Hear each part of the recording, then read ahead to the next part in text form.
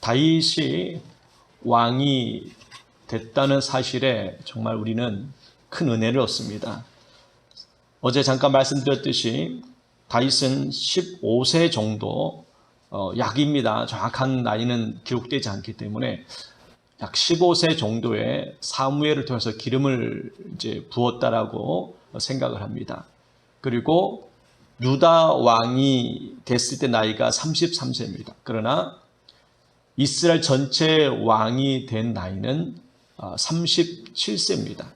그러면은 계산하게 되면은 정식으로 왕이 된 나이는 15세부터 37세까지 계산 후 22년이 걸렸습니다. 기름을 붓고 나서 최소한 20년 정도 걸렸다는 겁니다. 20년은 정말 짧은 시간 아니잖아요. 기름을 붓고 나서 바로 왕이 된 것이 아니라 이런 오랜 시간이 걸렸고 그 시간 동안 다윗은 많은 어렵고 힘든 시기들을 보냈던 것을 우리는 너무나 잘 압니다.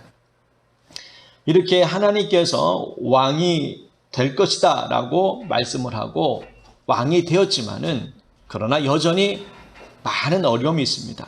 이제 왕이 된 이후에 다윗의 이 왕국이 그냥 세워진 것이 아님을 알 수 있습니다.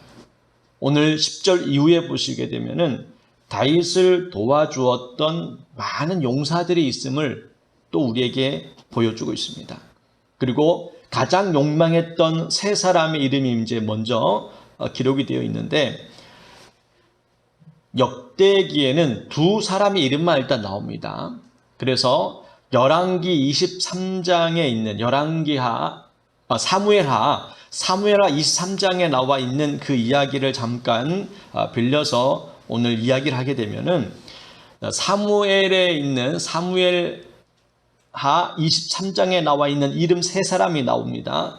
근데 거기에는 이름이 좀 오늘 역대기에 나와 있는 이름과는 좀 달라요. 먼저 첫 번째 나온 이름이 누구냐면은 11절 말씀에 야소부암이라고 나옵니다. 야소부암. 야소부암은 어떤 사람이었냐면은 창을 들어 한꺼번에 300명을 죽인 사람이다 라고 말씀합니다. 근데 사무엘 하에 나와 있는 이름은 요셉 밧세벳이라고 합니다. 거기에는 800명을 죽였습니다. 그러니까 차이가 좀 있긴 있는데 어떤 것이 옳고 맞느냐는 우리가 뭐 알 수 없지만은 요셉 밧세벳과 야소부는 같은 사람입니다. 같은 사람인데 사무엘에는 800명을 죽였다라고 말씀합니다. 그런 것을 봤을 때에 역대기에 있는 300명보다는 사무엘하에 있는 800명이 더 맞지 않을까라는 생각을 해봅니다. 왜냐하면 20절 말씀에 보면은 요압의 아우 아비새도 그 우두머리인데 그도 창을 휘둘러 300명을 죽였다라고 이렇게 기록되어 있습니다. 그런 것을 봤을 때에 어쨌든 많은 사람들이 이제 더 죽었던 사무엘하의 이야기가 더 맞을 거라는 생각합니다. 그리고 두 번째 등장하는 이름이 12절 말씀의 엘르아살입니다. 이 엘르아살은 보리밭에서 그래서 혼자 블레셋과 싸움을 싸웠다라고 얘기합니다. 혼자서 다른 백성들은 군대들은 다 도망갔습니다. 이스라엘 군대들은 도망을 가고 혼자 남아서 그 블레셋과 싸워서 큰 승리를 거두었다라고 이제 이야기합니다. 오늘 말씀에는 나오지 않지만은 세 번째 이름이 바로 삼마입니다. 삼마. 이 삼마도 혼자서 이렇게 싸워서 큰 승리를 거두었다라고 얘기합니다. 이 세 사람이 가장 용맹한 사람이다라고 이제 이야기합니다. 그 다음에 두 번째 용맹한 세 사람이 이제 등장합니다. 15절 말씀에 첫 번째 세 사람이 대단한 사람이었고 또 두 번째 나와 있는 이 세 사람도 굉장히 유명하고 용맹한 사람들임을 우리가 알 수 있습니다. 그 세 사람 어떤 일을 행했냐면은 다윗이 어느 날 이런 목소리로 중얼거립니다. 17절 말씀에 보시면은요. 누가 나를 위하여서 베들레헴에 있는 그 우물을 내게 마시게 할까라고 이렇게 얘기하는 겁니다. 지금 베들레헴 블레셋이 있는 지역입니다. 근데 그 얘기를 듣고 이 세 사람이 목숨을 걸고 블레셋 진영에 들어가서 우물물을 떠서 다윗에게 갖다 줍니다. 이 사실을 알고 다윗은 기뻐했을까? 기뻐하지 않았습니다. 아, 내가 실수했구나. 내가 욕심이 생겨서 그 간절한 저 베들레헴을 땅을 차지하고 싶어가지고 했던 그 말 한마디가 두 번째 용맹스러웠던 이 세 사람을 죽일 뻔했구나. 그러면서 이렇게 고백을 하죠. 이 물은 우물물이 아니라 그 사람들의 피다. 내가 이 사람들의 피를 어찌 마시리까? 라고 해서 물을 그냥 쏟아버립니다. 이렇게 다윗이 말 한마디가 하마터면 용맹스러웠던 자기의 용사들을 죽일 뻔했다는 겁니다. 다윗의 욕심으로 말하면 죽을 뻔했던 이 세 사람. 그러나 이 세 사람은 다윗의 말 한마디에 목숨까지 내놓을 정도로 그렇게 충성스러운 용사였다는 것을 다시 한번 우리는 깨닫게 됩니다. 이와 같이 이 다윗이 다윗의 왕국을 견고하게 세울 수 있었던 이유는 다윗이 하나님 앞에 바로 섰고 늘 기도하고 믿음으로 살았기 때문에도 있었지만은 그러나 하나님께서 이런 용맹스러운 용사들을 붙여주셨기 때문에 가능했다는 겁니다. 우리가 이 신앙생활을 한번 점검해 본다면 신앙생활도 마찬가지입니다. 내가 나 혼자 믿음 생활을 할 수 있지만 그러나 나 혼자서의 믿음 생활은 오래가지 못합니다. 누군가가 함께 해줘야 됩니다. 그래서 성경은 분명히 우리에게 예수님께서 분명히 우리에게 마태복음 18장 말씀에 있는 것처럼 두세 사람이 내 이름으로 모인 곳에 주님께서 함께 하셨다 말씀하셨고, 그리고 너희는 기도하라는 겁니다. 땅에서 풀면 하늘에서 풀릴 것이요, 땅에서 매면 하늘에 매일 것이다. 이것이 두세 사람이 모였을 때에 이런 역사가 나타난다는 것을 우리에게 보여줍니다. 지금 코로나로 인하여서 우리가 모이기 어려운 시기를 겪고 있습니다. 이때 정말 신앙생활 참 어렵습니다. 그리고 이렇다 보니까는 이제 여러 가지 상황 가운데에 교회에 나오지 못하는 사람들이 그래도 많습니다. 우리 교회뿐만 아니라 아마 이 나라 전체에 많은 성도들이 그렇게 지금 교회를 나오지 못하는 가운데 있습니다. 이것이 지속됐을 때에 우리의 신앙의 믿음 생활에 큰 타격을 받을 수 있다는 것도 우리가 생각해 봐야 됩니다. 혼자서 신앙을 지켜나갈 수 있지만은 이것이 또 어느 순간에 우리의 믿음은 떨어질 수 있다는 것도 늘 우리가 잊지 말아야 됩니다. 다윗이 예루살렘을 통하여서 그 나라를 견고하게 세울 수 있었던 이유도 이렇게 믿음의 용사들이 있었기 때문에 가능했던 것을 우리가 다시 한번 보면서 오늘 이 말씀을 이제 통해서 우리가 주시는 교훈은 다윗의 용사들은 목숨을 걸고 다윗을 위해서 전쟁을 치렀습니다. 우리는 하나님의 군대입니다. 우리는 예수님의 군사입니다. 군인은 나라를 지키는 게 가장 중요한 의무이며 사명입니다. 저와 여러분이 하나님의 나라를 지키는 그 사명을 가져야 됩니다.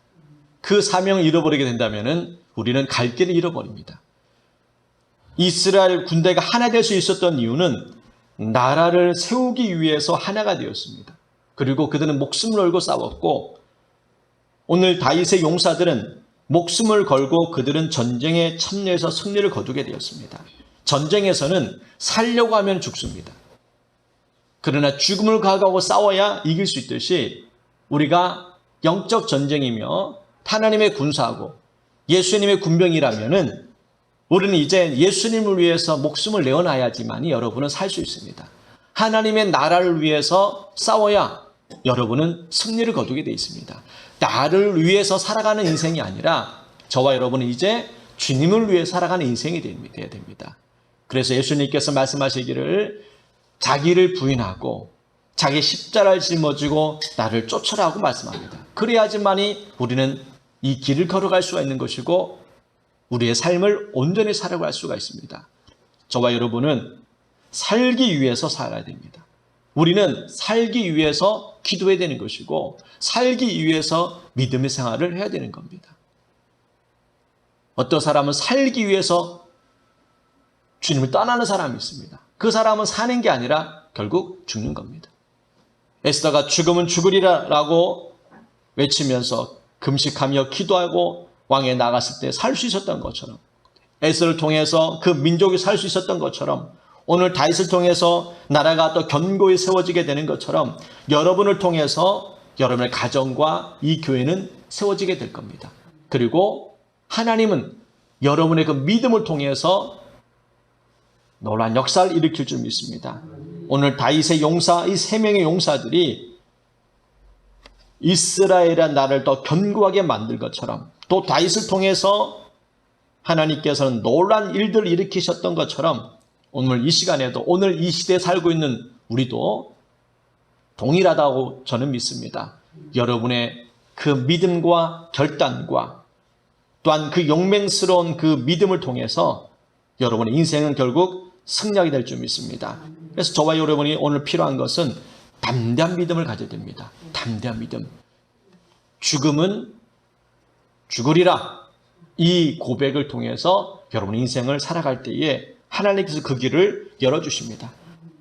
3명의 용사들 가운데서도 마찬가지입니다. 14절 말씀에도 여호와께서 큰 구원으로 구원하심이었더라 라고 말씀합니다. 그들이 전쟁에서 승리할 수 있었던 것은 그들이 정말 싸움을 잘해서 그런 것도 있었지만은 그들의 그 용맹스러운 믿음을 통해서 하나님께서 큰 구원을 보여주신 겁니다. 그 3사람이 우물물을 들어갔을 때에 어떻게 그 많은 군대와 싸워서 이길 수 있었겠습니까? 그 결단과 그 용맹스러움을 통해서 하나님께서는 또 그 길을 열어주셨던 것을 보게 됩니다. 다윗도 마찬가지였지 않습니까? 그렇다면은 우리가 오늘 필요한 것은 믿음인 것 같습니다. 믿음을 통해서 우리의 삶을 결단하고 나갈 때에 하나님께서는 그 길을 열어주시는 겁니다.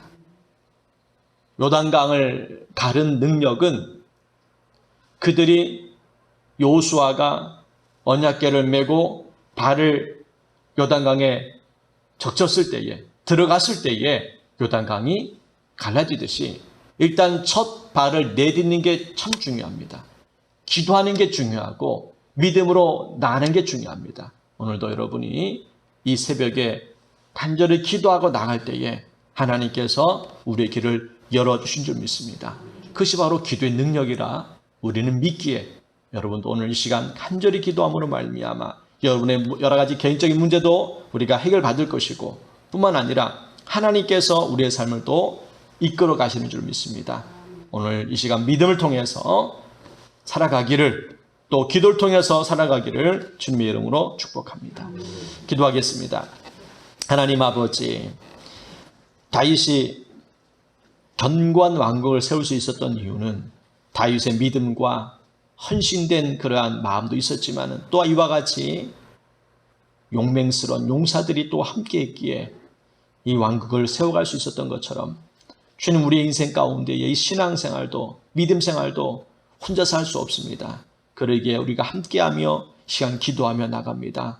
하나님, 우리를 붙들어 주시옵시고 서로 의지하며 함께 기도하며 나갈 수 있도록 도와주시옵소서. 초대교회 성도들은 날마다 모여서 기도하며 부르짖었습니다. 그때 성령이 임하고 놀라운 역사가 일어난 것처럼 주님, 오늘 이 시대의 코로나로 인하여서 우리가 모이기 힘들고 어려운 가운데 있지만은 그런 우리 성도들 늘 가정 가운데 성도들 그 신앙생활을 주님께서 돌봐주시고 지켜주시고 더 믿음 안에서 승리하는 삶을 살 수 있도록 붙들어 주시옵소서. 우리는 주의 군사입니다. 죽으면 죽으리라는 그러한 믿음을 가지고 영적 싸움에 싸우고 믿음 생활 잘 감당할 수 있도록 주님께서 붙들어 주시옵소서. 예수님의 이름으로 기도드리옵나이다. 아멘.